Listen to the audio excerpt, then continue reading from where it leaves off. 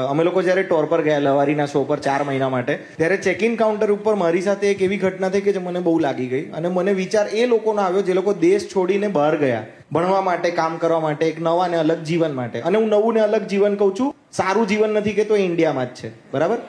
એના માટે જ્યારે એ લોકો બહાર ગયા, ત્યારે એ લોકો એ દિવસે જ્યારે ચેક ઇન કાઉન્ટર પર ઊભા હતા અને જ્યારે એમને એ સ્ટેટમેન્ટ જે મેં સાંભળ્યો એ એમને પહેલી વખત સાંભળવા મળ્યો છે, ત્યારે કેટલું દુઃખ થયું હશે. તો એ સતત એ એનઆરઆઈઝ ઉપર, એનર્જી ઉપર, બધા લોકો ઉપર મને વિચાર આવ્યા ને એ લોકો પર એક કવિતા લખી. સતત પ્લેનમાં બેસીને એમના વિચારો ભેગા કરીને એને કવિતાનું નામ આપ્યું 23 કિલોની બેગ. પેલો ભૂરિયો મને કાઉન્ટર પરથી એમ કે દેશ છોડીને આવો પણ બેગ ખાલી 23 કિલોની લાવો. દેશ છોડીને આવો પણ બેગ ખાલી 23 કિલોની લાવો. કપડા ચોપડા વાસણ નાસ્તો બધું વજનમાં આપીને લાવો.